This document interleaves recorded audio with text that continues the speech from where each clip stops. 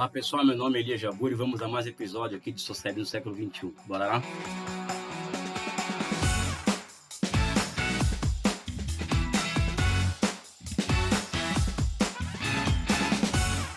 É um episódio muito rápido porque eu quero começar a tratar aqui de alguns temas que são um pouco relacionados à chamada economia monetária, né? Tendo em vista, inclusive, ainda aquela minha participação no programa Inteligência Limitada, do amigo Rogério Vilela, que gerou uma polêmica imensa. E eu queria falar aqui muito rapidamente sobre inflação e socialismo, né? Como que o socialismo lida com a inflação, né? Qual que é a natureza ou a etiologia da inflação que faz com que ela tenha uma natureza diferente sobre o socialismo ou uma forma de enfrentamento, de convivência diferente sobre o socialismo. Uma das grandes questões que envolvem a, a problemática da inflação é a forma como ela é vista, como ela é enfrentada, principalmente pelos economistas neoclássicos, né? Para eles, a inflação é o inimigo número um a ser enfrentado, até porque, pelo menos da boca para fora, mas as intenções são outras, a inflação ela afeta diretamente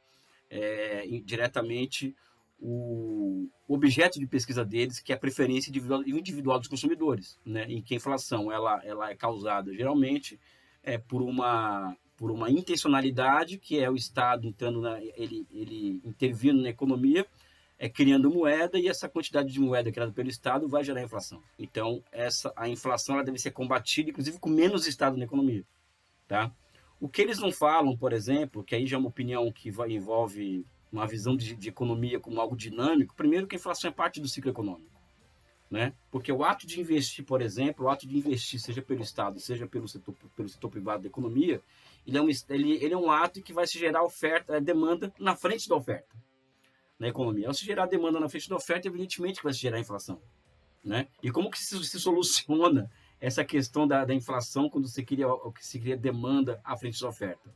É continuar o ciclo econômico como ele deve continuar, ou seja, ele continuando a investir. Ao se manter a taxa de investimentos a patamares necessários para a produção e a reprodução da sociedade, vai se criando condições objetivas para que a inflação vai se tornando uma questão, uma contradição menor em relação a outras contradições. Então, existe uma visão de que é o comum, de que a inflação ela é parte do ciclo econômico, tá? E existe uma visão de que a inflação ela é um inimigo a ser enfrentado, então nós temos que matar a inflação. E é sempre bom lembrar, né, que quem trabalha para matar a inflação acaba morrendo, né? Visto, por exemplo, o golpe de 64 no Brasil, entre outros motivos, ela ganha condições assim para a sua execução, também por conta da execução de políticas ortodoxas de combate à inflação, né? Então eu costumo dizer que a inflação também ajudou a derrubar o governo João Goulart.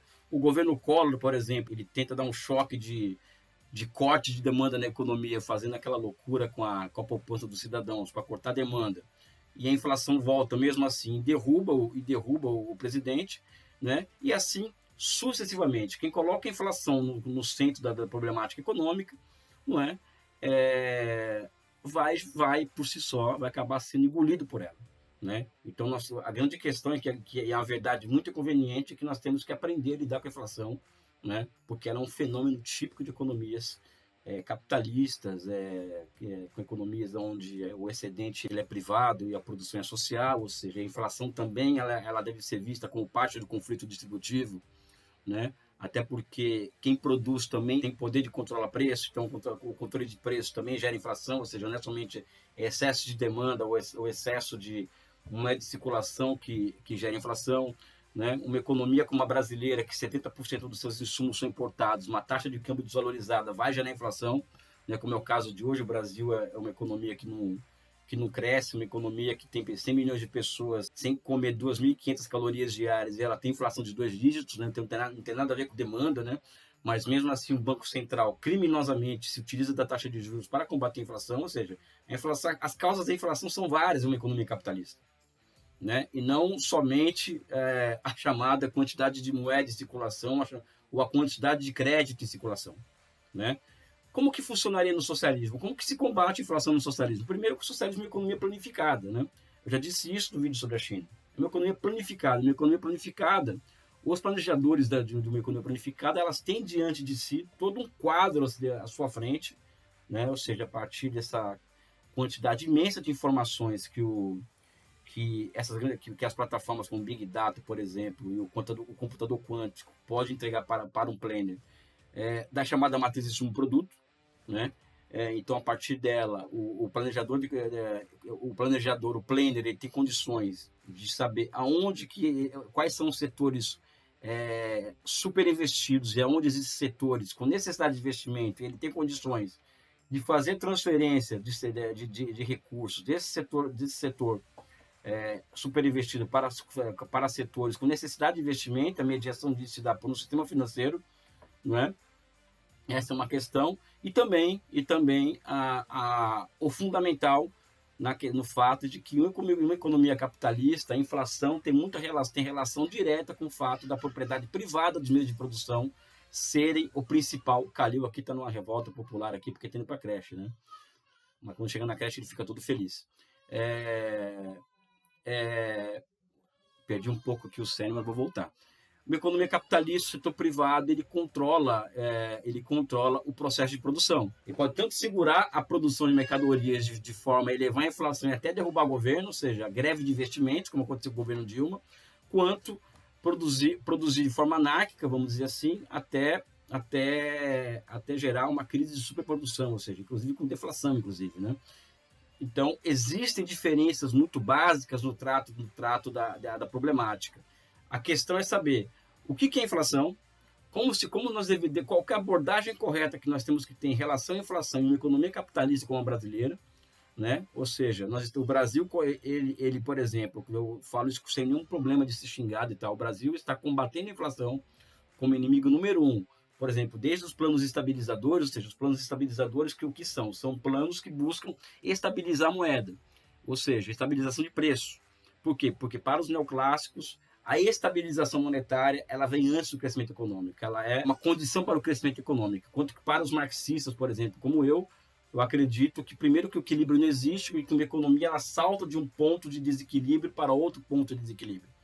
Então, o crescimento econômico aumenta a taxa de investimento por elevar o montante de oferta, de capacidade de oferta de uma economia, por si só é um componente ultra necessário para enfrentar a inflação, não é? Então, o crescimento econômico ele vem antes do combate à inflação. Não se combate a inflação com mais recessão, como acontece em países como o Brasil, por exemplo. Então, nós estamos há 40 anos combatendo a inflação como inimigo número 1 do nosso país, e o país simplesmente não cresce, né? O Brasil, por conta dessas políticas estabilizatórias, tem tido regressão produtiva há muito tempo. E a desculpa que os neoclássicos arrumam sempre é a mesma. O Brasil não faz as reformas necessárias para que o investimento privado floresça, ou seja, eles vendem a ideia de que se o Estado se retirar da economia, o privado vai entrar e vai investir, né? Ou seja, nunca vai acontecer isso, porque o capitalismo ele é movido a investimento público na frente, mostrando para o setor privado como as coisas vão acontecer. Então, o socialismo tem uma abordagem diferente sobre a questão. Eu acho que nós temos que elaborar melhor sobre isso, porque eu acredito que quem queira exercer poder político no socialismo vai ter que entender como funcionam os mecanismos de moeda. Eu tenho dito ainda mais sobre isso. Aquele militante comunista que não acredita como funcionam os mecanismos monetários, né, e como funciona a moeda e sua produção e reprodução e seu papel na sociedade, ele não é digno do poder político. Então, estudem economia monetária urgentemente, caso vocês pensem em tomar um dia o poder político. Caso contrário, vamos ficar gritando aí socialismo e liberdade e tal o tempo inteiro e não vamos resolver grandes coisas em matéria de teoria e em matéria de prática de governança. Um forte abraço e um beijo no coração de vocês.